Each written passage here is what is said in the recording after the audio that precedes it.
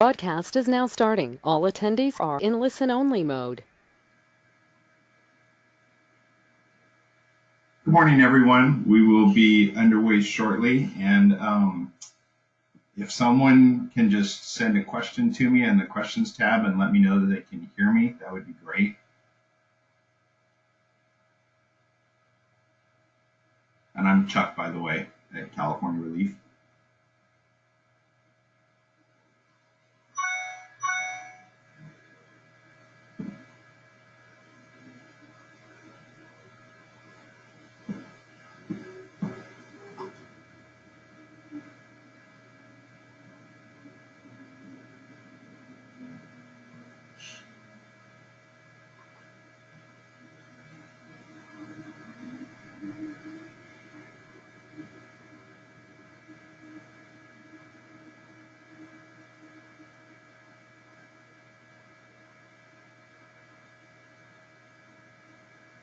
Thanks, David.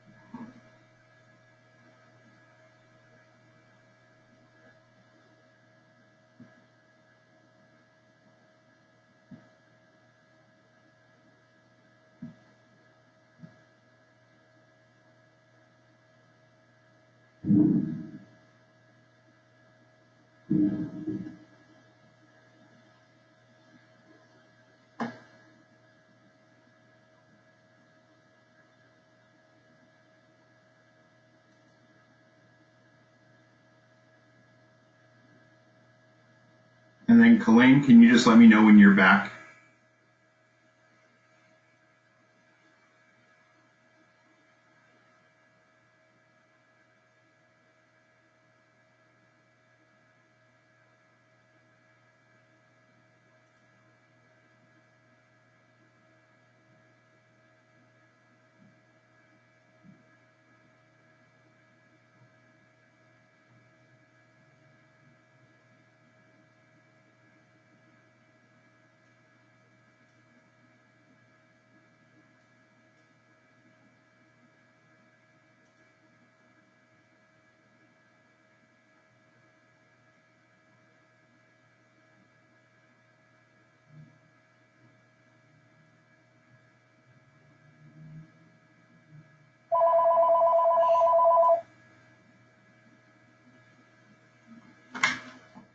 Hello.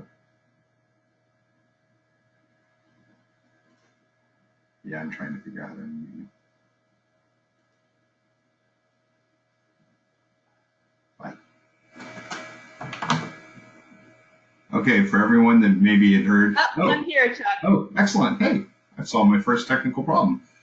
All right. Okay, good morning, everyone. I think we'll go ahead and get started. It looks like we've got a full participation list here. My name is Chuck Mills. I'm the Director of Public Policy and Grants at California ReLeaf. Congratulations on receiving a grant from us. I know a couple of you have a grant from our previous program and are still working on that.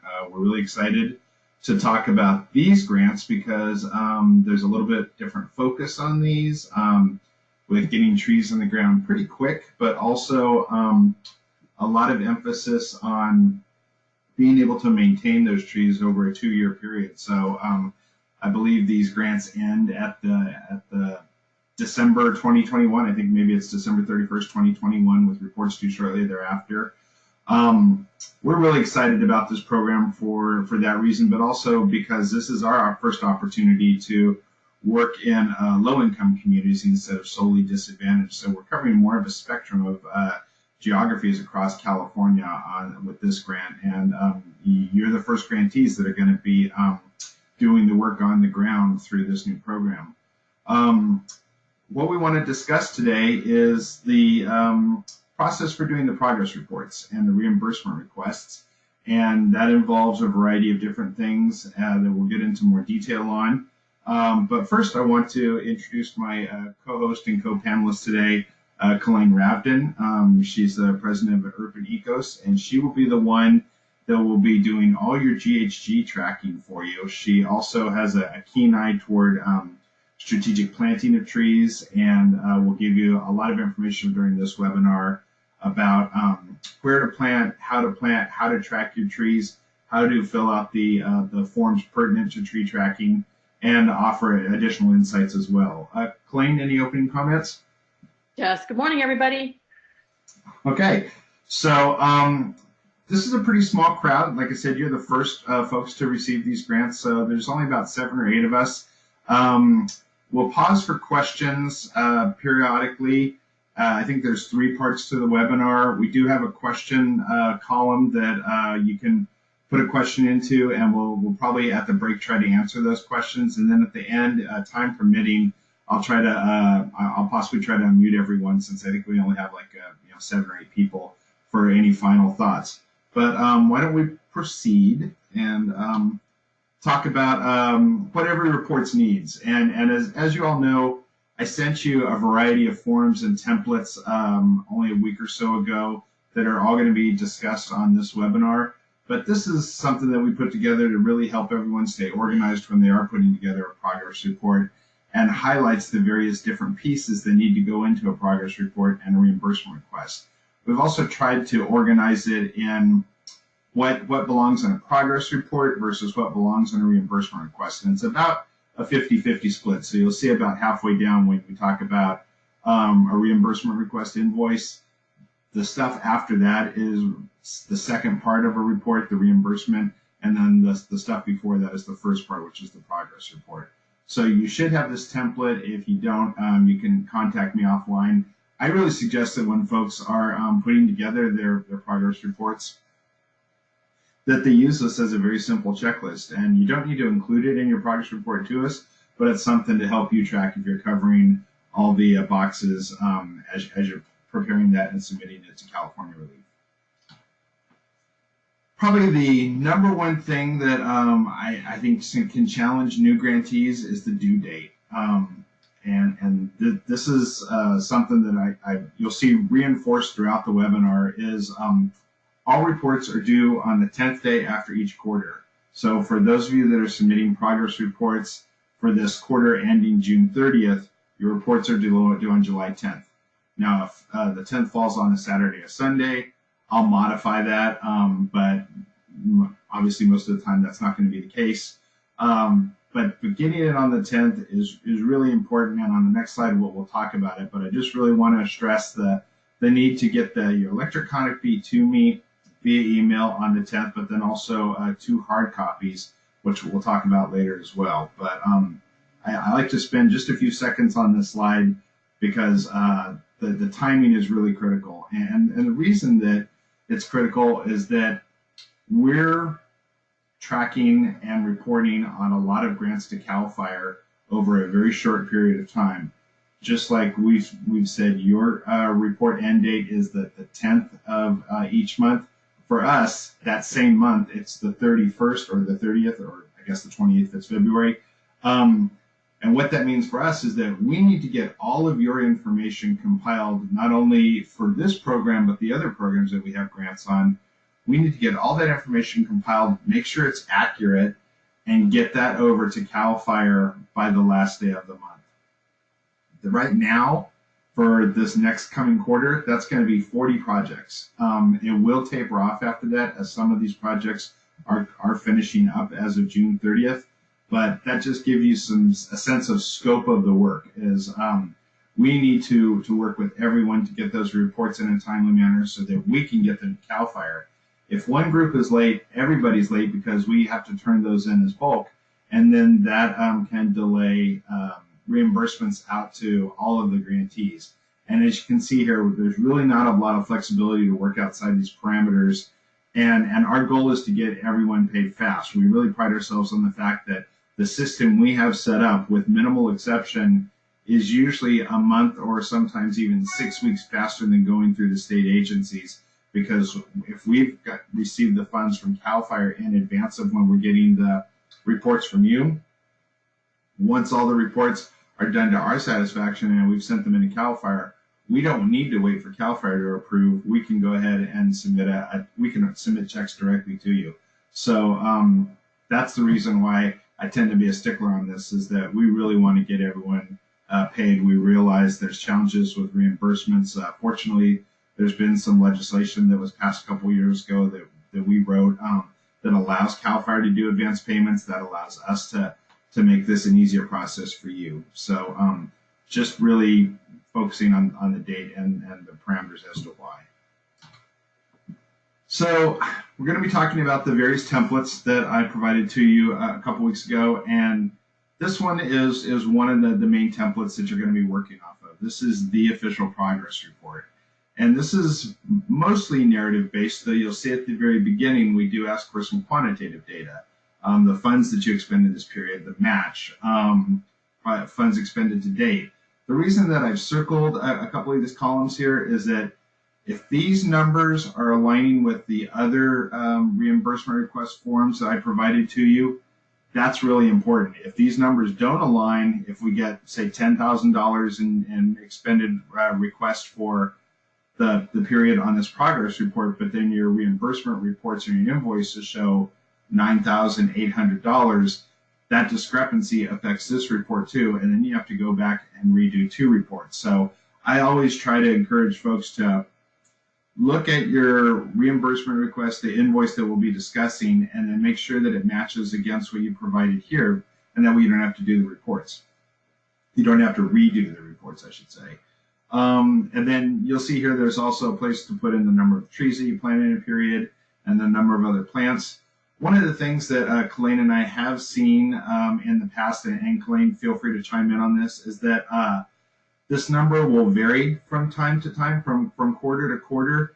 And what appears to happen is that rather than going back to the previous quarterly report and our progress report and looking at the total number of trees that you had planted to date, groups will often just put in the number of trees they planted in that period and go, oh, and I think we had X amount. And if it's off a couple of trees, then Kalaine and I have to reconcile that difference, which means going back to you and saying, why is there a discrepancy between what you said you planted last quarter and the projects planted or the trees planted to date for this quarter? And even if that's just 1 or 2 trees, that's really important for us, because the tree tracking is what allows these grants to go forward and gives CAL FIRE the confidence that we're doing our jobs.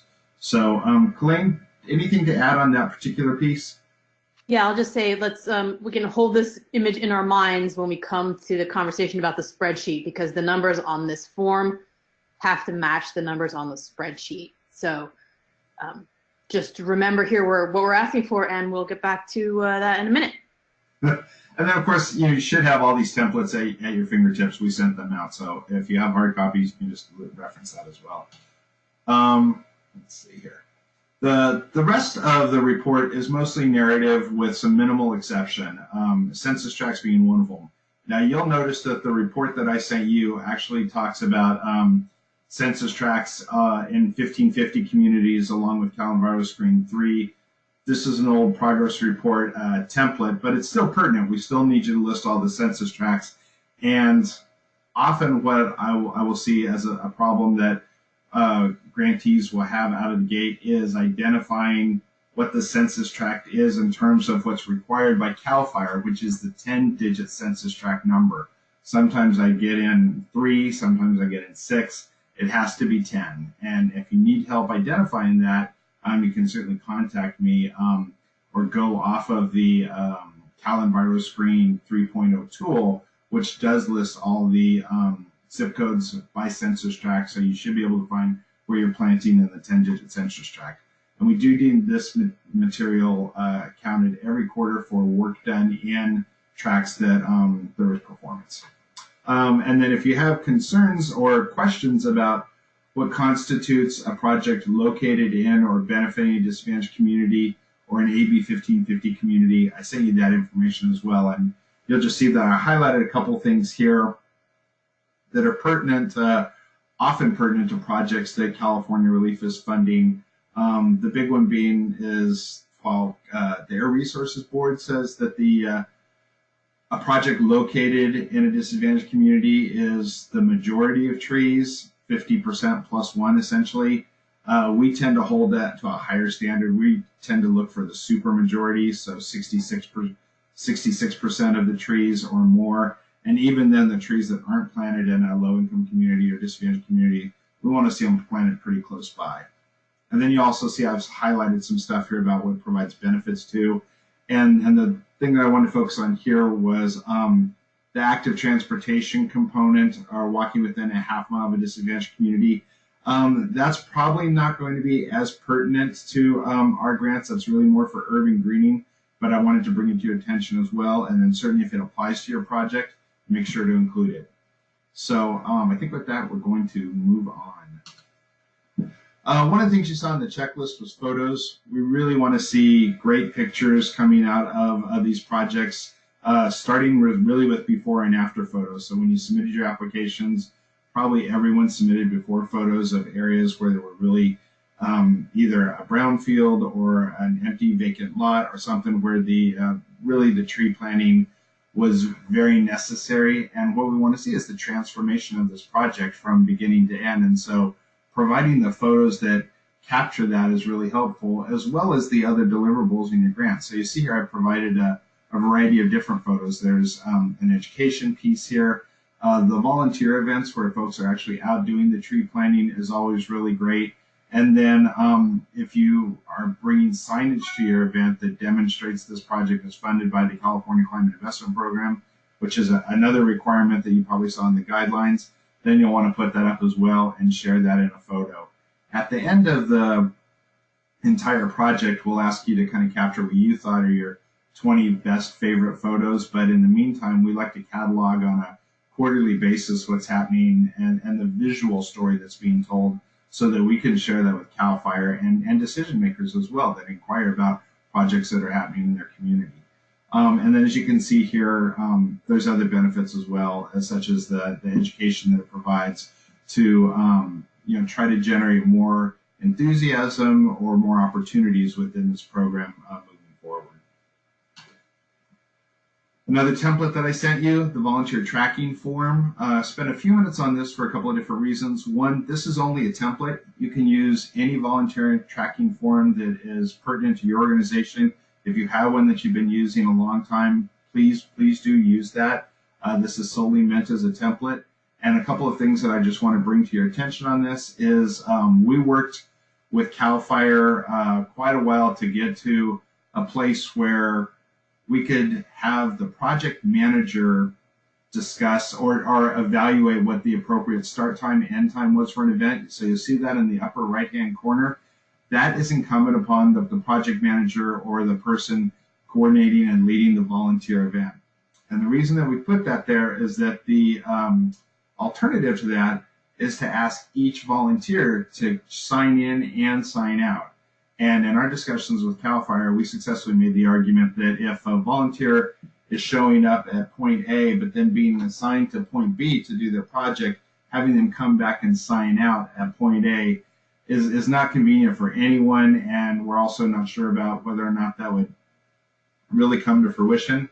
So as the project manager, you'll be responsible for cataloging the event start time and the end time, and the grantees will just need to sign in. Now, the other thing that you'll notice that I circled here is the address/zip code, and it's intentional that we put it that way. We have found that volunteers working on projects that are funded by the state, and in our case, ours is funded by the state. We're a nonprofit, but we received our funding from CAL FIRE, are sometimes reticent to provide their entire address. This seems to especially be the case in disadvantaged communities. So again, we worked with CAL FIRE to find compromise here, where if volunteers are not comfortable putting their entire address, they should at least list their zip code, and that will allow us to, and CAL FIRE, to evaluate if the volunteers coming in to do a project are at least from the general area where, or the census tract where the project is occurring. We don't typically evaluate that, but it's something that CAL FIRE and the Air Resources Board wants to be able to track if needed. So if folks are comfortable putting their whole address, that's fine. Otherwise, just the zip code is acceptable. So here's a good volunteer tracking form. Again, want to be able to include the start-stop times at the top, so that wasn't included on this one. This was an earlier form, but pretty straightforward, date, name. These people were comfortable putting their address, but zip code is fine as well. So that's kind of the preliminary stuff related to progress reports. I'm going to see if I can do my best to try to deal with some of these questions. Colleen, if you have a better view of the questions than I, feel free to read them out.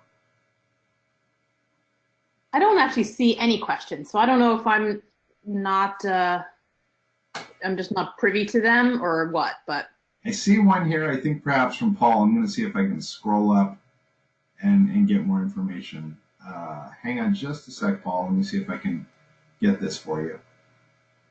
Okay, so someone's unclear on how they find the 10-digit census tract number. We can talk about that offline, but it is actually fairly easy to do that. You can either go to Calendario Screen 3.0, where they have an Excel database of all this 10-digit census tracts in California, and that's by city and zip code. But there's also web resources that allow for that, and Colleen, you may have other insights too. Submitting reports late is not good.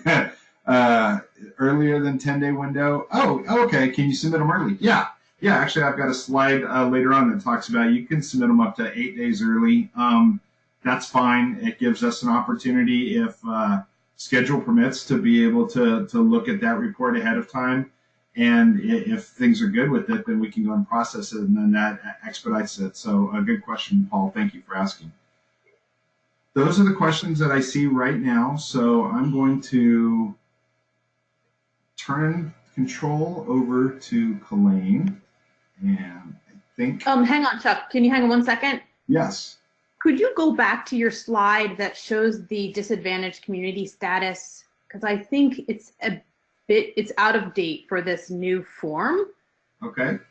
So maybe before if we send this out, yeah, that would no the next one. Yeah. Yeah. So the new form does not look exactly like this. It doesn't have 1A, 2A through E. It has just 1 A, B, and C. And I'll actually cover that in my section. So just so everybody know, when you get to this one, I'll explain in the spreadsheet how you apply that, and you can use the newer requirements to fill this part out. And then we'll get you the new form as well. Thanks, Colleen. Okay, so I'm going to continue. I'm going to go here and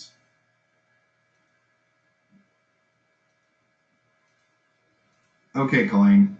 Let me give it a shot. Let's see if it works. All right. Oh, it's snapping at me. There. Oh, maybe I'm just going too fast. That's right. It's very laggy. Okay, so here is one of the documents that was on Chuck's checklist, and he called it the tree planting worksheet.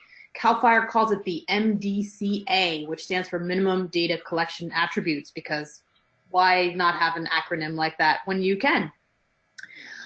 It's a kind of a persnickety form, and so I'm going to go through it bit by bit, because this is exactly what we have to turn around and return to them with all of the grantees pulled together. So I definitely need your help in getting this one as correct as possible to save us from going back and forth a lot. And I apologize for the fact that it really does have to be bureaucratically correct, because if not, then they send it back to us. And this is our fourth grant cycle now for these projects, and we just are finishing up cleaning up the data from the first one, and it took me, I don't know, several days when CAL FIRE came back and said, you did all these things wrong. So we're going to try not to do those things wrong and learn from the past. So one bit at a time. And for those of you who've done this before, there are a couple places where it's different. And I'll try to highlight those so that you can notice them specifically. All right, let's see if that worked. Ugh. Chuck, would you do you mind doing this for me? Not at all. Okay, because it's like it's barking at me on my end, and luckily it's not a particularly tricky one this time. Okay, so next slide.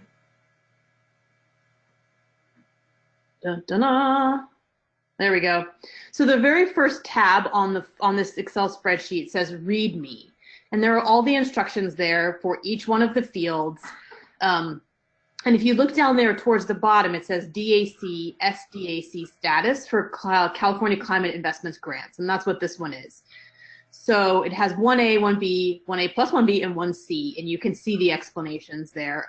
1A is it's located within a DAC, 1B is it's located within a low-income community, etc. So we'll ask you to fill that in on the actual spreadsheet itself, but those are the explanations for you. Maybe if Chuck and I are feeling really brave at the end, he can try to let me show my screen, and then we could actually run through how you figure out your census tract too, and how you figure out the percentage, like whether it's actually a disadvantaged community or not. Then if you see down there at the bottom, the next little tab is called Template Copy Me. So that one is just a blank one, and every quarter you can take that and make a copy of it and then use that fresh one to report that quarter's data. So one of the things that we saw in previous quarters that totally threw me for a loop until I realized what was going on was people were appending to one spreadsheet each new quarters of trees. So every quarter, every report that you do gets its own page within this spreadsheet. So you would take that template, copy it, and then call it something useful like 2Q 2019 so that we know which trees we're talking about. Okay, Chuck. Okay. Next slide, please. All right.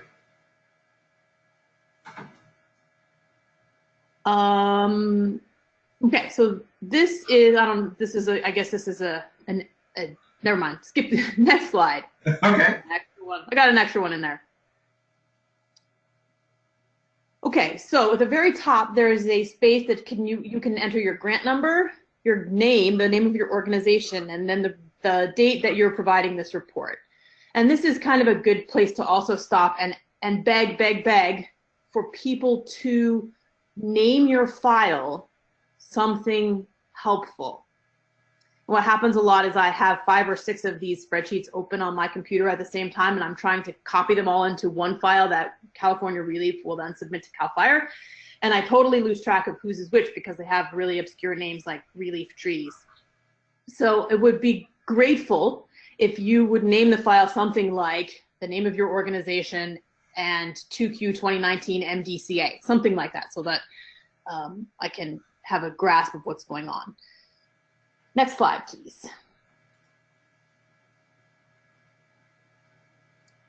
Then this blue and green box is data that's calculated automatically. So it will sum up the total number of trees that have been listed on this sheet, and then it adds up the ones that are funded by CAL FIRE and the ones that are funded by match funds based on one of the data fields below that we'll talk about in a second. And then the planted trees to date is something that you actually have to wiggle a little bit yourself. You'll have to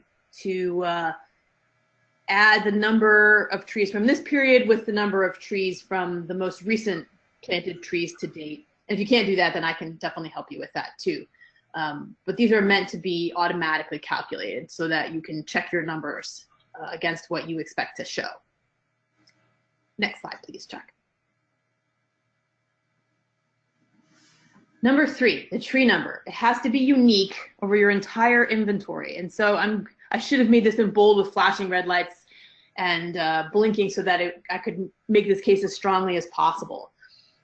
One of the things that we had a challenge with is that the number of trees sometimes changes from quarter to quarter. So you say we have planted to date 100 trees, and then the next quarter you come back and say we planted 95. and 5 trees are missing, but we don't know which ones they are. We can't talk about them in a useful way because they didn't have unique numbers. So I'm going to be really insistent about this one.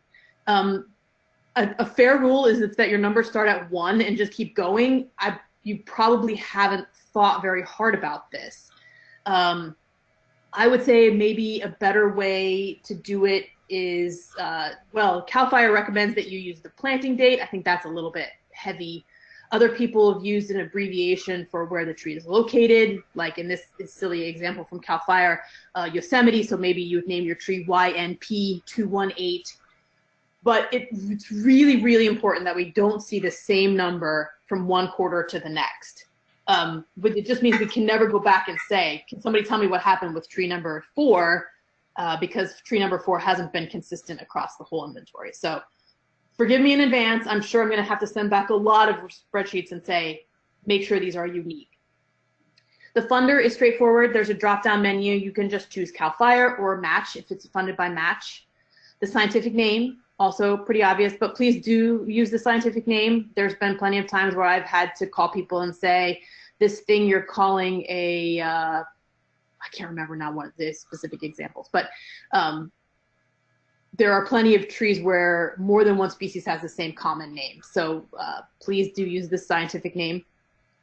Street address is an obvious one. Other address info. Usually I think this is a good place for things like if you're planting trees in a park and the park has a street address, it's helpful to list the park name, or maybe it's the school name, or if you find other bits of the address helpful, like it's on the west side of the street or the intersection, those can be useful too. The city is obvious. There's also a drop-down menu for that CAL FIRE has entered the names of every California city, and apparently Yosemite National Park is on the list too. So that helps us with spelling errors, for example. Okay, Chuck, next slide, please. And before we leave the slide, Colleen, is this an okay place to just talk about match trees for a moment, or is that later on? No, go ahead. I'm not. That's you. Go ahead. Okay. So you'll notice that in this example here, Colleen has listed in this particular example 5 trees that were funded by CAL FIRE, and then 2 match trees. Match trees are something that we've tried to work on a little bit, especially over the last year and a half with these grants. And some of you may even have match trees in your proposal.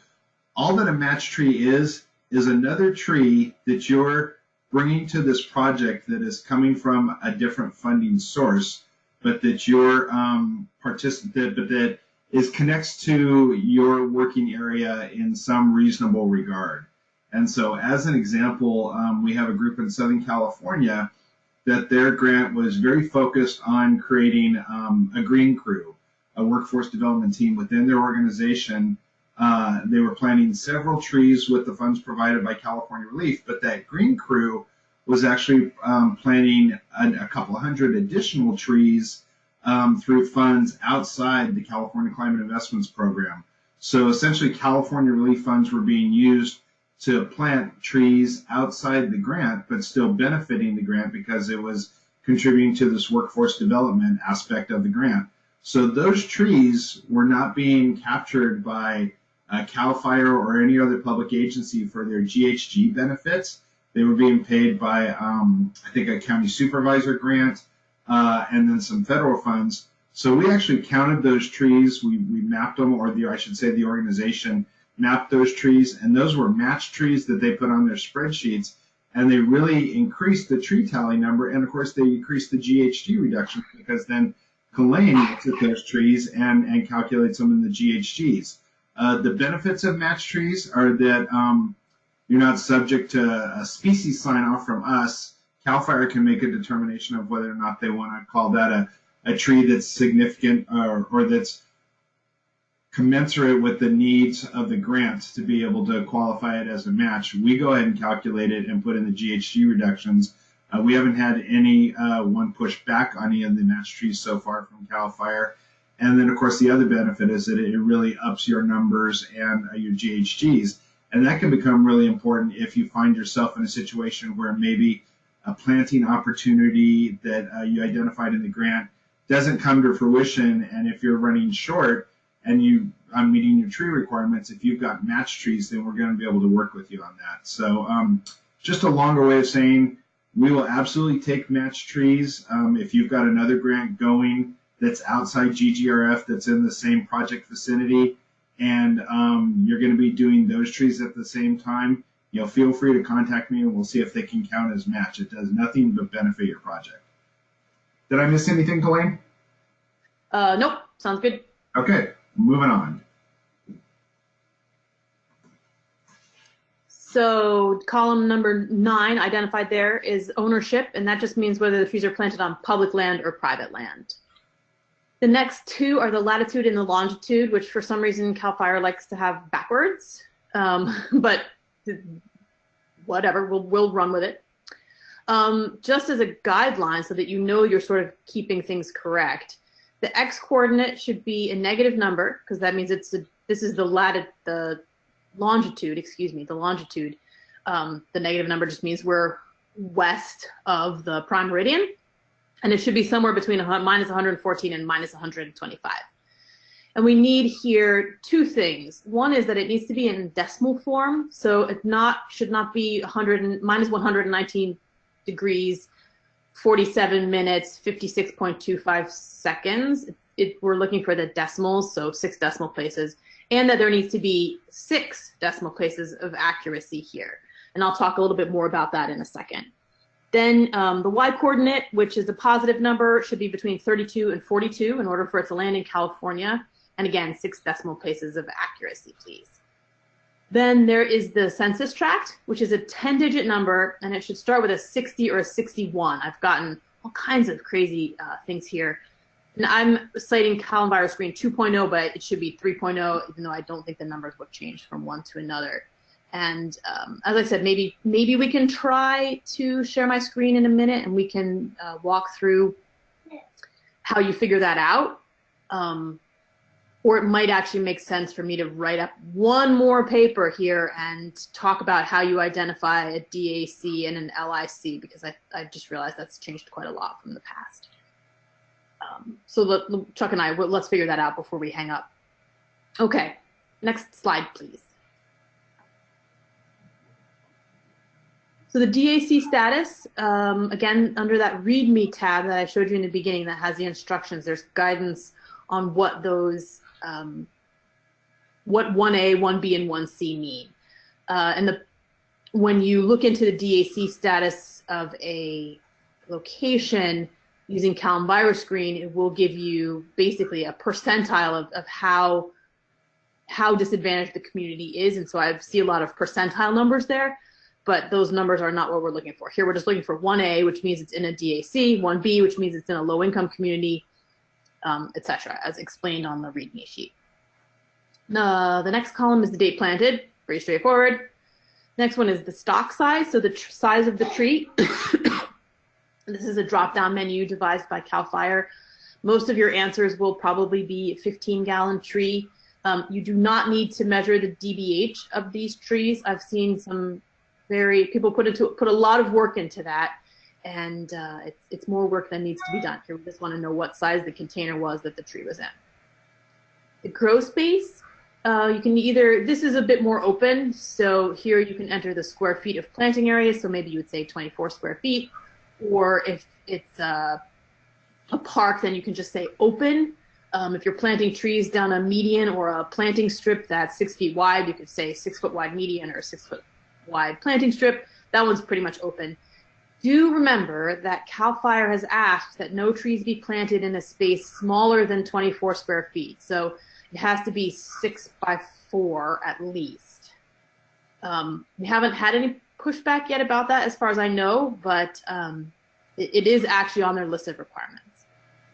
And so the next one is a new one this quarter, because one of the many challenges we've had is that what CAL FIRE wants from us at the end of the grant, and theoretically ongoing, is to be able to distinguish the number of trees that have been planted from the number of trees that are actually still alive. So now we're including a column called tree status. And so whenever you plant a tree, it's just new. But if in your inspections you go back and realize that a tree is dead, then we're asking you to please go back to that quarters sheet in the spreadsheet, change that tree to dead, and then once you've planted a replacement for it, then just enter that tree as a replacement. So it was the case originally that we were just tallying up the number of trees that were planted, but if you planted 120 trees, if you, for example, if you said you were going to plant 100 trees, and you did that, and then 20 died, and you planted another 20 to replace them, you'll actually be reporting that you planted 120 trees. We need to know that only 100 of them are actually still alive. So this is an attempt to do a better job of keeping track of that. And it's another reason why being careful with those unique tree numbers is helpful. I don't need to know that tree 219 is a replacement for tree 47, but it's helpful to know which trees are dead and which trees are not. So, all right, Chuck, almost there. We're almost there. Home stretch. And then I'm going to inject one thing here, if that's okay, Colleen, is let's go back to 13, DAC status. This is our first grant where not all trees need to be located in a DAC. So just to clarify here, DAC also within these definitions that Colleen provided, I believe it's 1B, also includes low-income communities. And I know a lot of you are doing projects in low-income communities. So this is the place where you catalog that. And then there are a couple grants, I'm not sure in this round, but there will be grants in this overall program that we're doing right now that trees will not be located in DAC, and in that case, you just put NA. And because we do have some funds that are available for statewide that don't have to fall in an LAC or a DAC. Okay, next slide. All right. So then these last two columns are how we can identify the greenhouse gas benefits from shading. And I'll show you in a few minutes how to figure out what the answers to these are. But in this category, there is a drop-down menu for the distance from the tree to the building. And there are only 4 categories: 0 to 20 feet, 20 to 40, 40 to 60, or more than 60. If your trees are all planted nowhere near buildings, you can leave all of this blank. You could fill it all in with 60 plus. If you know there are no buildings around, do not worry about this. It's not going to be relevant to you. So once a tree is more than 60 feet away, it's assumed to not provide shade, which provides cooling benefits, which provides greenhouse gas benefits. The next one is a little bit trickier, and I've written this out as a long sentence, even in the spreadsheet, because people get this backwards a lot. So what we want to know is the tree is to the blank of the building. And then you have their 8 choices from the drop-down: east, southeast, south, etc. It's very easy to want to flip that around and say the building is east of the tree. So my attempt to make that as clear as possible is to write that little sentence there, just fill in that blank. Okay. Excellent. Now we come to the even less fun stuff. Okay, so talking about how to figure out the XY or the latitude and longitude coordinates of your tree. So in the top left is a tree planted in front of what used to be my house in San Francisco. And that is identified with 6 digits after the decimal place. And that's the tree right underneath that red dot. If you take away the last 2 decimal places, what you actually find is that the tree moves a whole house away because you've lost that accuracy. So that's why we're asking for 6 decimal places, to try to do a better job of really identifying the exact locations of the trees. All right.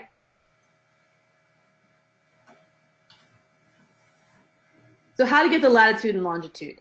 There are a couple ways. One is in the field. You can use a GPS device, like a Trimble or something like that. Those have really sort of fallen out of favor because they don't seem to be more accurate than an actual smartphone. So the other way to do it is with your smartphone. I have an iPhone. I do not know anyone who has an Android phone, so I can't answer this question for those folks. But the iPhone's compass, the native compass app that comes with your phone, does not have enough decimal places to be accurate. So you'll need a different app, and we'll talk about that in a second. Or, and I think in some ways this is easier and even maybe more accurate, you can draw them on a picture and then come back to your desk and use Google Maps or Google Earth to figure out the latitude and longitude. And I'll show you how to do that in the next slide. Oh yeah, one more click, Chuck. So I forgot how fancy this part of the presentation is. Okay, one more click, Chuck. That's good.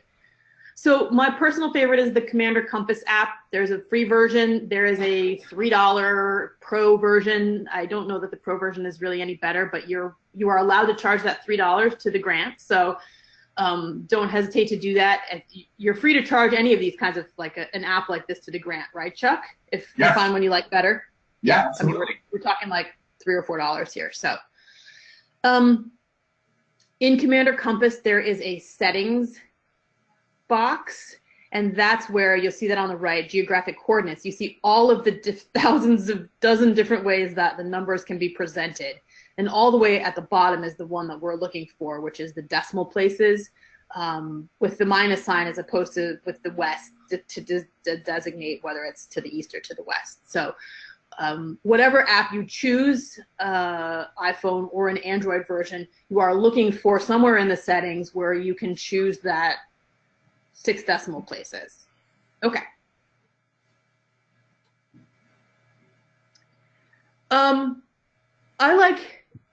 So the second way you can do it out in the field, you can get started out in the field, is to actually just print out an aerial image from Google Maps or whatever of your site and then draw on there the trees that you've planted. And so this is a sample from a grantee that I worked with, and you can see that the trees are drawn on the map and the species are identified.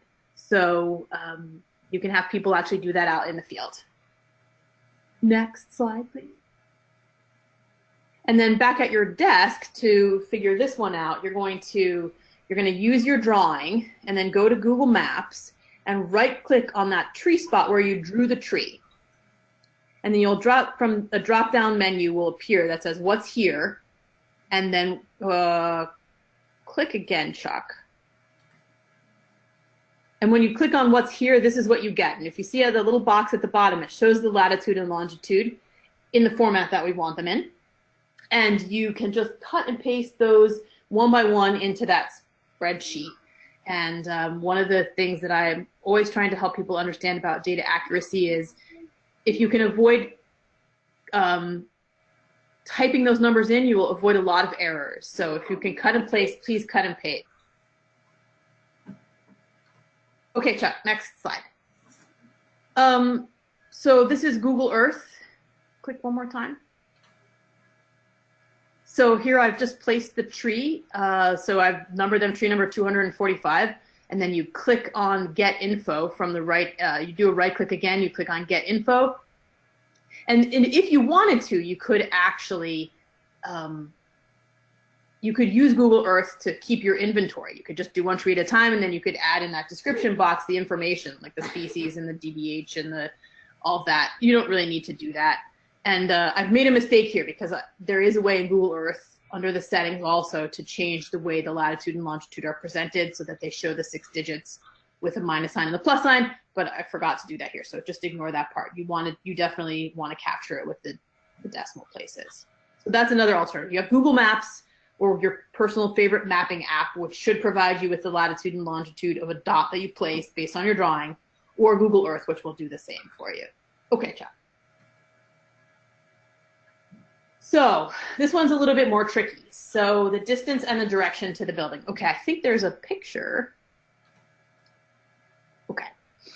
So I prefer to do this actually back at my desk with the map that I'm using the aerial image because it's less hard to make. It's easier to get it right. The direction from the building to the tree. It's hard to get that right in the field. The distance to the nearest building, you can do 2 ways. One is you could come back to Google Earth, and it has a little ruler. And then you put your dot on a map, you register its latitude and longitude, and then you use that little ruler to measure the distance from that tree to the building. And again, all we care about are these categories. I don't need to know that it's 19.4 feet. I just need to know 0 to 20, 20 to 40, 40 to 60. And if you know they're all more than 60, don't even waste your time doing this work. So you can do this using Google Earth, or you can do it actually in the field, depending on the kind of people that you're working with. It could be interesting for some groups, maybe a school group, to learn to to start the day with measuring your pace, and then using your pace to figure out how far it is from the tree to the building. And again, we don't need a whole lot of accuracy here. So most people are going to have a pace somewhere between 2 and 3 feet. And that's going to, you just do your walk from the tree to the building and you get a number that is close enough for our purposes. So again, like you can use the ruler in Google Earth, or you could just measure that out in the field. And I don't have a preference for either one of those or the other in terms of accuracy. Where I think the trickiness of the accuracy comes in is this direction from the building to the tree. So if we're looking at tree number 245, the tree is to the, in this case, the west, excuse me, oh, see, I'm already messing up. The tree is to the east of the building, and tree number 324 is to the west of the building. I just think that this is not super easy to do out in the field with a compass because it's just a little bit too tricky. But if you are good at things like that, then you can certainly train other people to be good at it too. So in summary, tree number 245 is 0 to 20 feet to the east of the building. Okay, Chuck. So that's basically how you figure out those things. And I want to say too, the reason I made these slides so wordy and long is because the hope is that you'll come back to this webinar, either the one you're listening to or just to the PDF of the slides, and be able to use that to help you figure out what to do if you're having problems. And you can always contact me. Email is the best, and we can set up a time to chat and talk it through, or we can figure out via email. Yeah, so feel free to reach out for help anytime, either in person or through this webinar itself, coming back to it. So I'm just going to change tacks a little bit here, realize this is something that we have had a problem with in the past. Your proposal included a specific set of species and trees in specific numbers, and we used that application to estimate the greenhouse gas benefits of your project. And we got those species approved by CAL FIRE as meeting their requirements about whether they're low water use, whether they're appropriate for the site, things like that. So please do not change your species without permission. California ReLeaf gets the first thing you say, we couldn't find 25 Quercus lobata, and we request to plant 25 Quercus agrifolia. The first thing I'm going to do is calculate the change in the greenhouse gas benefits. Then we'll go to CAL FIRE and say, is this okay? That switch would almost surely be okay. If you said, I'm not going to plant 50 Quercus lobata, but can I please replace them with 50 crepe myrtles, that will almost certainly not be okay, because there'll be an enormous hit to the greenhouse gas benefits that you agreed to provide and that we told CAL FIRE we would provide. So again, please just ask first instead of begging forgiveness. Ask permission instead of begging forgiveness. Okay, Chuck, next slide. So the last slide for me are my recommendations for tree inventory record keeping. Whenever possible, don't write down numbers or transfer them by hand from one place to another. Just cut and paste them so that you maintain accuracy. I have done some mapping exercises where I mapped some of the trees that were planted by, not actually for this grant, but other grantees, and trees that were supposedly in one Central Valley city were planted on the other side of the Sierra Nevada because they just hadn't been very careful with their numbers. Let people in the field find the distance from the tree to the nearest building using their measured paces, but come back to your desk and use the map image to find the direction. Number 3 is kind of a funny one. I should have taken a picture. I always forget to bring a picture of this one. If you're using your phone or a GPS device to find the latitude and longitude, stand right next to the tree. You're going to stand like on the dirt where you planted the tree. Almost certainly, I guarantee what people will do is you will find yourself standing looking at the tree from several feet away, and then you're going to get the coordinates of where you're standing, which might be on the other side of the street even. So you got to be the tree in this instance. Measure the distance and the direction to the nearest building, which might not be the most obvious one. So say you're planting a tree in in the backyard of a school, and the school building is 200 feet away, but right on the other side of the fence is some private residential property. That is just as worthy of calculating the shade benefits as the tree you intended the building to serve, or the building that you intended for the tree to serve. And then finally, especially if you're working with volunteers or students or new or people that you're looking to train for the green industry, practice a few times with your own equipment and your data sheets just to make sure that they actually work. Because you might find that things work a lot better if you just rearrange the fields from the way I've presented them. They need to be back on the sheet in the right order, but you can have people collect them in different ways. So make sure that you've practiced enough that you know how it works, that everything actually works the way you want it to, and that it's as smooth and easy as possible. Is that it for me, Chuck?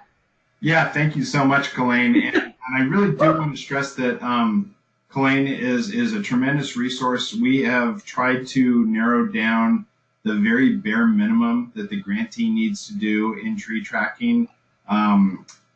Yes, there's definitely some process there, but I can guarantee you it is much easier than calculating the GHG reductions, which Colleen does do for all the grantees. A couple of things that I do want to stress that Colleen mentioned is you do not, if you have not done tree measurements before, or if you're using new tools or the Compass Commander or another application, you do not want to start this the day before your progress report is due. In this case, it's due July 10th. You should be out doing this right now to make sure that you've got a handle on it. If you want to submit a sample sheet to us to evaluate and say, hey, am I doing this right? That's fine. We can look at that. Also, Colleen has very generously offered herself as a resource in terms of providing guidance here as well. But yeah, this is not something you want to start a day or two before your report is due, because the two things that absolutely positively have to be included in every progress report, and this is why we do find ourselves going up to the end of the month every quarter at California ReLeaf, is you have to have the narrative and you have to have the trees you planted, and that's that MDCA sheet. Those two things have to be completed before we can sign off on your progress report and then submit it with the others to CAL FIRE. So not having that tree planting data, it's just going to create a real headache for you in the 15 days after you've submitted your report. So yeah, get a start on it now if you've already got trees planted. I think most people are probably waiting till fall to start their trees, given the heat. That's smart. But if you did squeak in some in April, then make sure to capture that data now. The other thing is the species selection, and that really is very important in terms of not substituting the species. And I'll tell you why, is that we did go do a site visit where someone did substitute species, almost as dramatic as Colleen described, oak for crepe myrtle, and they did like half their pallet, and they hadn't got substitution, they hadn't got permission for that, and it led to some real challenges with that grant, where the grantee was scrambling at the end to try to meet their tree goals and their GHG reduction goals without any funds, because they'd already spent the funds planting these other species. So that really is important. Okay, we're going to step up the pace here in just a minute. We're running just a couple minutes behind, but I'm going to take the one question that we got in on part 2, and this goes to Colleen. I think it's a pretty easy question. Colleen, the tree numbers, do they have to be different only within this project or across all of our projects? So if it's a grantee that has a grant in this program plus another program, the trees have to be different only within this project or across all of them? So they only have to be unique within this project, but part of our goal here at ReLeaf in administering these grants is sort of to help people figure out good methods for doing things. And I would say that it's a good rule to try to have your own tree inventory so that your own numbers are unique. I mean, we won't tell you that you have to do that, but it's probably good practice to give them numbers, to just keep the numbers unique entirely for your own record-keeping purposes. Thanks, Colleen. Okay, let's see. Oh, did I just get another question here? Or maybe this is a chat. Let me see here. No, I think we're okay. All right, so I'm going to go back over here, and we're going to talk about reimbursement requests. Just like the tree planting data and the progress reports, first time out of the gate, this can be challenging, but I think as you get used to it, it's actually pretty straightforward bookkeeping. Some of it's actually, we've made it even easier thanks to some sheets that my colleague Amelia Oliver created. But I wanted to just highlight for you the things that we see that are the most common hurdles, especially out of the gate, is supporting documentation for personnel costs. We're going to discuss that in just a couple minutes. Variations on the timesheets, supporting documentation. You'll see that's 3 of the 5 things here, and then miscalculated indirect costs. So these are one of those. This is a slide you may want to refer back to if you're going to watch this on our. This is going to be posted later on in the day on our website, so you can watch it again or reference it in the past. But these are the common things to look for when you're doing your reimbursement request. Make sure you've got these pieces covered, and then we'll get into them a little more specific. So one of the things that I sent you was a timesheet template, and this is something that we put together to try to appease the Department of General Services. When we got audited a few years ago, they said you have all these different kinds of timesheets in here from different grantees. You don't have anything uniform. We really need to see something uniform. So we put this together. It's really just pulling directly from your timesheet. You'll see that there's an area here for personnel match. This is actually a very simple form to do. I can tell you some of the things that I see that are just creating extra work for yourselves. But first, let me go over it with you. This month year, this is a fillable field, so change it. So you're required to do one of these for each month, which means in theory you should be submitting 3 each quarterly report. I've left columns for the personnel that are working on it and the rate of pay. If you put the personnel, just say, Jane Doe, $35 an hour, then down here you don't need to calculate out what that rate of pay times the hours worked is. We just need the hours. We can do that. So I will commonly see someone say, week 1, 2 hours, $70, and they'll put it right here and then continue down, and then they'll get a cumulative total of the dollars. Well, really all we need is a cumulative total of the hours, and that's on a per month basis.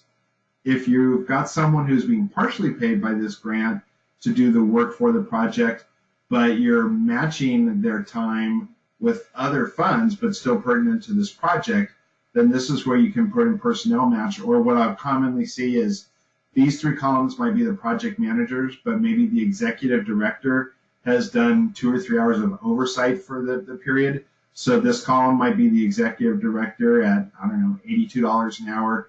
And then you'll see a 3 here. So that's another way to demonstrate match. But we do want to see the match that's been put in by personnel staff reflected in these sheets. Now, when I say personnel staff, that is exactly what I mean. Not volunteers. We have the separate form for that we've discussed. Not contractors, because that should be reflected in their subcontracts if there's match. This is really only for personnel or board members that are contributing toward advancing your project. And then you'll see here at the bottom, this is not a substitute for your org's own timesheet, and that's because we do want to see your timesheet as well, which we'll go over. But here's an example of a form that's done, pretty easy, pretty straightforward. You've identified the project manager and their rate of pay, etc. You see there's some match in there for an assistant. It's for a particular month in the grant, and very, very straightforward. You should be able to pull this directly from your timesheets. However, in addition to that template, we do need your timesheets. So this is something that's required by CAL FIRE and by California ReLeaf. It's the supporting documentation for the work that has been done. And as you can see here, we're really not that picky in terms of what a timesheet looks like. If you've got something that goes through QuickBooks, you can do that. You can see there's something that's filled out here by hand. There's another one that looks like it might be Excel based. As long as we can read them, and if we can't read them, you can guide us in reading them, we're going to be comfortable with that. But so much of the grant is related to personnel costs that you're going to want to make sure that you have that supporting documentation, because if it's not captured, we can't reimburse you. And more likely than not, across the board on all these grants, that's probably where your biggest expense is. So make sure you're including your timesheets and then matching the time that you spent up with your timesheet to those timesheet templates that we provided. Probably take you about 5 minutes to do that. Let's go on to benefits. There aren't a lot of organizations that I've seen, because these grants are so small, that are claiming benefits, whether that's the Medi-Cal or vacation rate or other benefits that are commonly associated with staff at an hourly or an annual wage. You can do it. It's just the supporting documentation has to be there. So here I think this is another QuickBooks example, an Excel example, and you can see that these benefits are very clearly delineated, and these would go under, they can actually go under direct admin costs, or they can go under personnel. It really just depends on how much they are and how you've calculated out in your application, how you want to capture them. Like I said, most people, because the grants are so small, they don't do this, and they just make it up in the personnel costs associated with that, hours that are being put into the grant, but you can do it as long as there's the supporting documentation. Consultants and contractors. We've worked really hard to make this super easy for the sub-grantees, and what I mean by that is that there are state programs where the work being done by a consultant and a subcontractor needs to have supporting documentation if they say they purchased materials, or if they rented a vehicle or something to that effect. The receipts required for that are often needed in other state programs.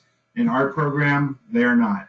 If you've got a subcontractor, someone who is not staff, or if your organization doesn't have staff and the groups that are working on you are contractors for your project, this is what you need to provide. And these are just a couple of very clear, straightforward examples. Identify the work that was done, catalog it by date, quantify the time spent, the unit price, and submit the invoice. We did just get some pushback from CAL FIRE about an invoice that was submitted last month where they were asking for supporting documentation, and I went straight to the staff chief and made sure that that was not going to be an issue. And in fact, we were right on that. CAL FIRE and I were aligned. For subcontractors, you do not need the supporting documentation. So we have had that reiterated to us as of 2 weeks ago. So this is a great way to move forward if you're using subcontractors and capturing their time and all the work that they're doing. Pretty easy forms to move forward. And they should be providing these forms to you, and then you just submit them to us. Okay, talk a little bit about tracking costs. The reimbursement request invoice, this is a template that my colleague Amelia Oliver created for each grantee. It is a customized document for each of you. Some of you who are not doing reimbursement requests in July have not yet received this. She was working on these on a case by case. Some of you have. And really what it is this is the heart of your reimbursement request.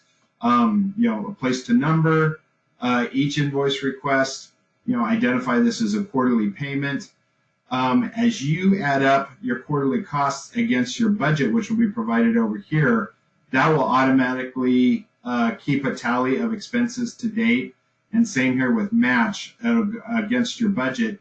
It'll keep a track of your match to date. So this is a form that you'll create each quarter. And as Elaine was saying on the MDAC sheet, where there's a tab for each quarter, same here. Amelia's created a tab for each quarter that is completed out through the duration of the grant. And this will cumulatively add up your expenses and your costs, and make sure to give you something to make sure that you're not going over budget in any one category by simply able to look at the budget and compare that to the expenses to date.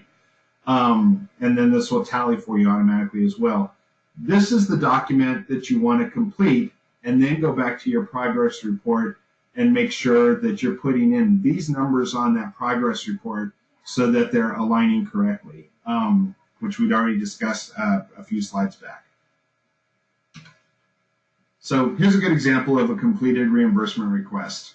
You can see here, like this is a really good example where the budget was for $12,300 and expenses to date are pretty minimal, so there's still a really good balance there in personnel. It's captured the indirect costs, which is no more than 10% of the grant. We'll talk a bit more about that. A place to check off for you to check off that they're supporting backup documentation. So a pretty thorough evaluation of what the invoice request should look like. And then please make sure to sign it. You're going to be required to send 2 hard copies to us. This is pretty easy to do. If the electronic copy doesn't have a signature, it's not a big deal, although it certainly makes sense to sign it, then scan it. But the hard copies really do need the authorized signature because this is the official documentation that we're using to reimburse you for the cost during the previous quarter. And, okay, so this is a receipt reporting form, another template that I sent you. Again, this was done by Amelia, and this is a good way for you to simply track the receipts that you're submitting so that we're not looking through, say, 20 receipts and trying to identify, okay, is this one for equipment or environmental education or for tree supplies? And same for these other categories. So you can this is a place for you to identify each of the receipts, number them. You'll see there's the invoice receipt number down the side, and then we'll be able to match up the receipts to this form. And then, of course, these numbers will then match up against your invoice and your progress report dollars as well. And I think we've got an example of a good receipt reporting form. So you'll see here that under tree supplies and materials, each receipt was cataloged and they correspond to how they were numbered over here. Fairly legible, and it allows us to then be able to quickly move forward with processing. And this one's also a really good example of how there was a matching receipt included in here. So supporting documentation for match is also really valuable. So again, if you go back to this webinar on our website, you can reference this slide. And this is a good example of how to complete that form. Mileage reimbursement, this is super straightforward. We have a form for this as well. It's simply talking about the vehicle that you use to go either to and from the project site or work done in relation to the direct relation to the project. So you just identify the vehicle that was used, the miles traveled, the mileage rate, which we've put in the reporting and the guidelines and the templates, and then calculate. You used to also have to be able to account for emissions from miles traveled, but that has been built into the tool that Colleen now uses to do your GHG. So all this is just very straightforward how you reimburse for miles. Now you'll notice this is different from the Caltrans reimbursement for mileage on industrial vehicles. So this is just for your personal, individual, or company vehicle, but not for industrial or commercial. There's a separate formula that comes with that honestly doesn't come into the play on grants this size all that often. Let's move forward. So indirect costs. This is pretty straightforward. We're really pleased with some of the changes that came with the California Climate Investment Program as it relates to indirect costs. The big thing is no supporting documentation is needed. This was actually something that I've got to give credit to Amigos de los Rios on, where they went to CAL FIRE and really made the case that the cost of overhead and cost of doing business within a project shouldn't need the level of minutia that had been required before on the bond, such as like a cell phone bill or copy documents or even percentage of rent. So this is where those costs are captured and no supporting documentation is needed. We do ask that you always claim your prescribed percentage with each reimbursement request. The point of that being is that at the end of your grant, we don't want you to have $3,000 available and it's all in indirect costs and you're submitting an invoice that has no work done that period, but yet you're showing $3,000 in indirect costs. Just doesn't look good. It creates some accounting headaches for us and for CAL FIRE. So if you're just claiming your indirect costs as you go at the 10% rate, then you'll be fine. And as you can see, there's a column for them. If you didn't do 10% and you did 8%, then calculate for that appropriately. And if you didn't submit anything for indirect costs, that's fine too. And we can talk about that later in the grant if you find you need to compensate for that. But in the meantime, this is really straightforward. And for those of you that may not be aware, CAL FIRE is really stepping up and trying to make their grants as user-friendly as possible and taking into consideration that indirect costs are in fact a part of doing business in the state of California and how valuable that is to nonprofits. So for this last round that they just awarded in May 2019, they are upping indirect costs to 12%. So that will be reflected not in these grants because these were awarded to us in 2018, but in subsequent grants we'll also allow for that 12%. So let's move on to submitting the hard copies. So everything that I've discussed and the templates that are that I've provided to you, those all need to be printed and submitted to us as a complete report with 2 hard copies, again, postmarked on the 10th day after each quarter. These are actually what we use to evaluate your project. If we don't receive it within 3 or 4 days, we may go back to the electronic copy, but it's very difficult to evaluate the project from the electronic copies, especially when you're doing the reimbursement request, because then you're juggling multiple documents to try to match up. So we really rely heavily on the hard copies. So make sure that those are postmarked on the 10th so we get them no later than the 13th or the 14th. And then we can actually start evaluating your project, the reimbursement request. I made you look at the progress reports online. Why do we need 2 copies? This is what CAL FIRE requires. We retain one for our records and we send one to CAL FIRE. If you have incomplete electronic submissions, it means you probably have an incomplete hard copy, so all the more reason to use that checklist when you're creating your electronic copy and your hard copies. Let's see. Okay. You also received a template about acknowledgments.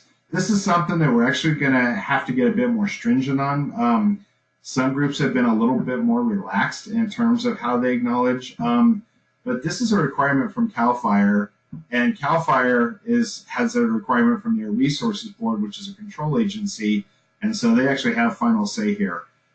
The state has put a lot of time and resources and billions of dollars into this California Climate Investments Program, and as many of you know, this has not been an easy path. There's been a lot of pushback and spirited conversation about the Greenhouse Gas Reduction Fund, about AB 32 passed in 2006.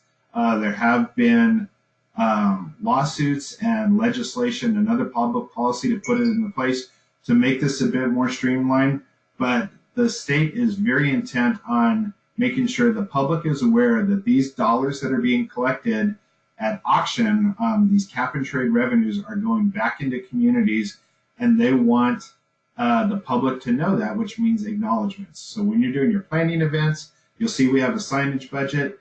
You know, there's an expectation that you're going to have something there to recognize the funders.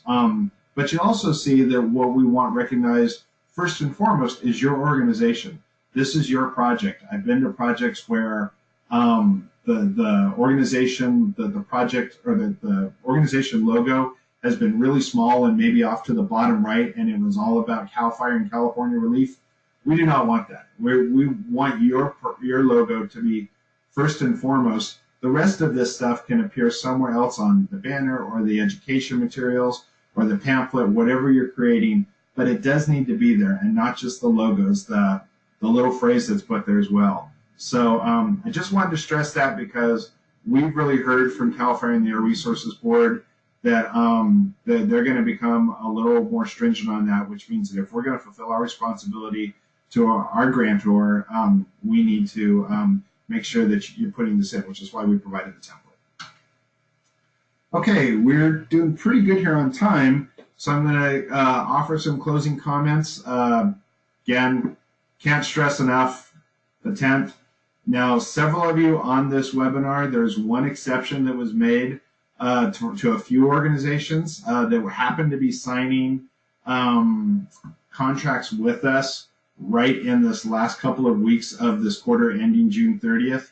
If your contract was signed after June 20th, you did not have to submit a reimbursement request.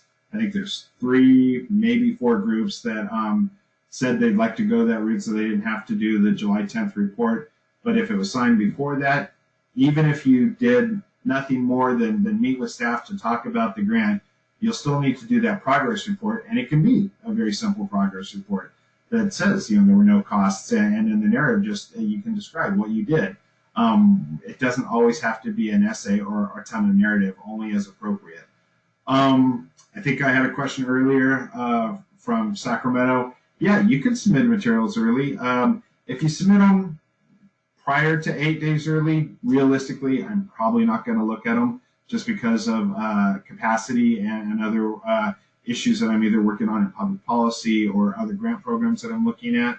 But I will start watching for them, and if they do come in, within a week of when they're due, yeah, I'll definitely try to look at them. We are here as a resource. If you followed how we run this grant program, you'll see that we do things a little bit different from the state. We do deep outreach into communities, partnering with environmental justice organizations to make sure we're reaching as broad an audience as possible. We do not look at applications when they come in and just check the boxes and say it's either eligible or ineligible. If it's ineligible as it comes in and we feel it can be corrected to become eligible, we allow for that by working directly with the grantee. Some of you on that call or on this call are very aware of that. And then, we contract with Colleen to provide the GHG reduction. So we really want groups to succeed. Use this as a resource. Contact myself or Amelia or Colleen, and we will do our best to answer your question. The other thing you can do is consult with fellow grantees. There's a couple of people on this call that are getting their second grant from us, and so they can also provide guidance. And you can certainly email me and say, who can I talk to about this? And if I can't answer your question, I may be able to direct you to another grantee that might be able to provide that help. And then, obviously, so much of this webinar has been focused on the paperwork, and we have to do that. We need to make sure that the paperwork that's coming in, the administration of the program, is by the book, is meeting the needs of CAL FIRE and the Air Resources Board and our needs, so that when we're reporting to CAL FIRE, we're demonstrating that they've made a very solid, positive investment in us, which we're then passing on to you. With all that said, don't let the paperwork overshadow the project. The project is first and foremost the on the ground. What you're doing is by far the most important. If you give us advance notice on any challenges you may be having, we will be happy to work with you on that and provide as much guidance as possible. I know that Colleen worked with a gentleman in Southern California to do their tree mapping at length, and we finally got there, and we will get there with you. We really want these projects to succeed. We want this to be a capacity building experience for your organization as well, so that if you're a smaller organization, hopefully with this experience, this can lead you to greater and more prolific funding opportunities in other state agencies, whether it's CAL FIRE's own urban forestry program or the urban greening program or others that are available. So really just want to stress the value of focusing on the project, but recognizing that the paperwork and the administration does need to be completed. I think with that, we'll see if there's any other questions, and then I can also try to open it up. Wow, I don't see any questions. Chuck, will you want to, if there aren't questions or comments or anything, do you want to see if you can share your screen with my screen with the audience? And I could do a quick review of the Cal Enviro screen and the DAC LIC question. Sure, although actually this is weird. It looks like, I'm sorry, it looks like I have a bunch of questions. They just went backwards. I'm really sorry, folks. So Colleen, I'm sorry. I'm going to do my best to field these questions. I don't know why they came in reverse order.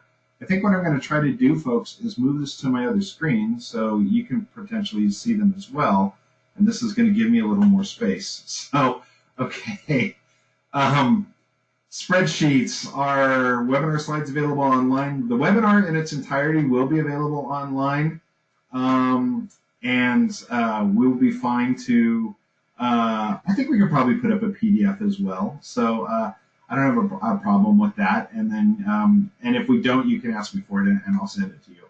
And then when entering a replacement tree, does it go on a separate line with its own tree number? Colleen, do you want to take that one? I'm sorry, the question was, does the replacement tree get its own line and its own tree number? It does.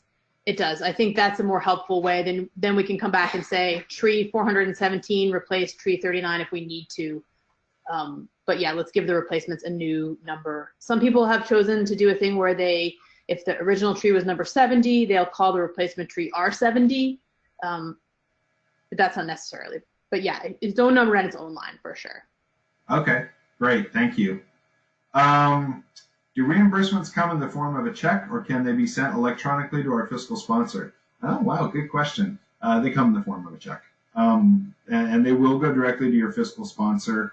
And if you're not notified by your fiscal sponsor of when the check comes, you can always let us know, or you can just ask us, have the check's gone out. But typically, the fiscal sponsors will be able to let you know that they receive the funds, and then they'll reimburse you. And we really do try to get checks out within a month of after we've submitted the information to CAL FIRE. Right now we're in a lag time because we haven't been paid by CAL FIRE, which hasn't allowed us to pay some of the existing grantees, but this is absolutely the exception, not the rule. Another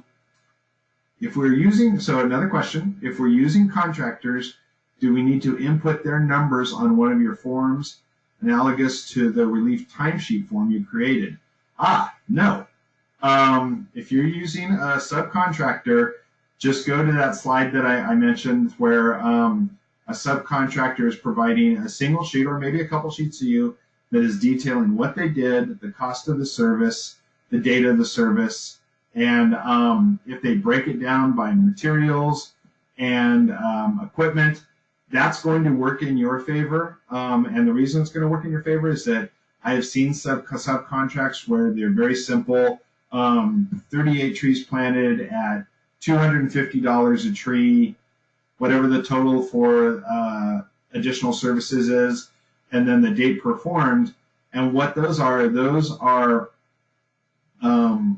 all their costs they've compiled into one price per tree. This is common with Urban Corps or local conservation corps, where they'll simply do a bid for a price per tree that is comprehensive, doesn't take out or doesn't line item out the equipment and the tree and the tree supplies. That's probably not going to be a benefit to you, because what that means is that we're going to have to count that entire subcontract as personnel, and that's going to gobble up your personnel costs very, very quick. So it's in your benefit to talk to your subcontractor for he or her to break out costs by line as you've done in the grant, so that you can appropriately bill those by line, even though you're not going to need the supporting documentation for those, because it's going to be covered on the subcontract. So thank you for raising that question, Sacramento. Okay, we talked about the census tract number, and tree numbers have to be different. Yeah, so I think I did actually cover all the questions now. We do have a couple more minutes. Colleen, you wanted me to try to turn the mouse over to you so that we can see your screen? Yeah, see if it works. Okay, so I'm giving you mouse. Not the mouse, but it should offer you, hopefully someplace you have the choice to what am I trying to say?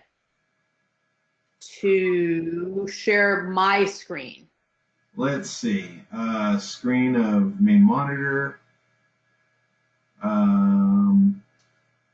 I'm not seeing the option to share your screen. I'm seeing. All right, it might be because I'm showed as a panelist, not as a presenter, so that might just not be possible. Yeah, I think that might be it. Make it. I can. That's another attendee presenter. Yeah, I think if I give you a mouse, that won't do it. Let me see if I can make you a presenter. So, okay, I just changed you as the presenter, and it's saying yes, which means you're going to have like pretty much complete control here. So I'm making you the presenter. And now. Okay. Oh, yeah. Show my. Hang on. It's working. It's working. Show my screen. Hey. Okay. Can you see it? Yeah.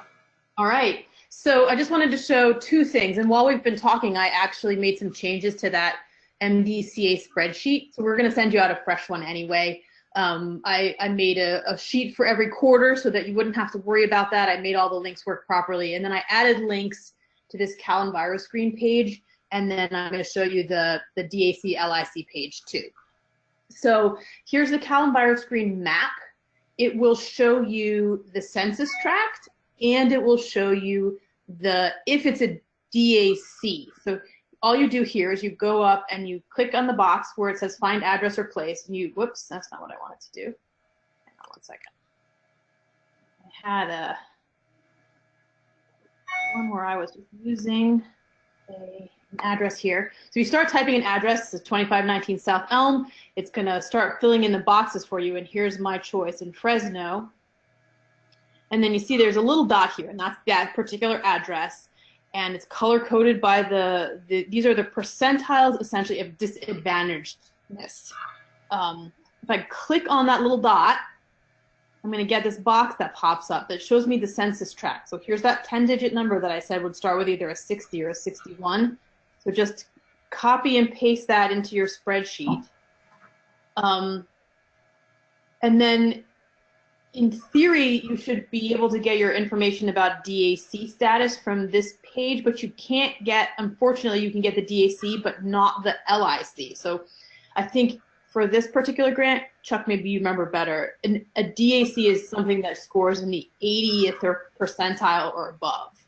So yeah, it's 76 to 100, which means your category, if you're in one of these colors areas, it's like looks like it's a light orange that says 71 to 80. That's not going to help you because you don't know if it's 70 to 70, 71 to 75, or if it's 76 to 80.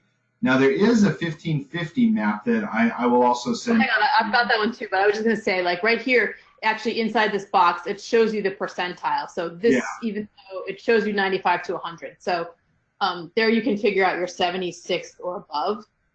But you also will find useful this map, which I've also included a link on that Excel spreadsheet to this map, which is both DAC and LIC. So you'll do the same thing here. You'll type in that address, find the appropriate one, and it's going to zoom in. And then here's your color-coded key, but it also just answers, I'm sorry, you guys, excuse me. This actually is the only one that you really need to have because there is your census tract right there. It is a disadvantaged community, and it is a low-income community. So if you come back to your spreadsheet, which is not that one, it's this one. Now you'll put your census tract in that box right there, and your DAC status in this case would be 1A plus 1B. It's both disadvantaged and low income. So there is your, so really the map that you need to have is just this one. And again, on that spreadsheet here under the README tab, I added a link to that map. There's also a link to the CalEnviro screen map, but it turns out for this project you don't really need that. But there's a link to that second map that will give you the answer to both of those questions. So a little bonus tutorial there. It is exactly 11:30. I do not see any other questions. If you do have something that we did not answer, you can certainly contact either one of us. Really hope that was helpful. Thank you for taking your Wednesday morning to be with us to go through this. I look forward to seeing your reports, and everyone enjoy your 4th of July coming up next week. And thank you so much for joining me on this webinar as well. Thanks, everyone. Okay, take care.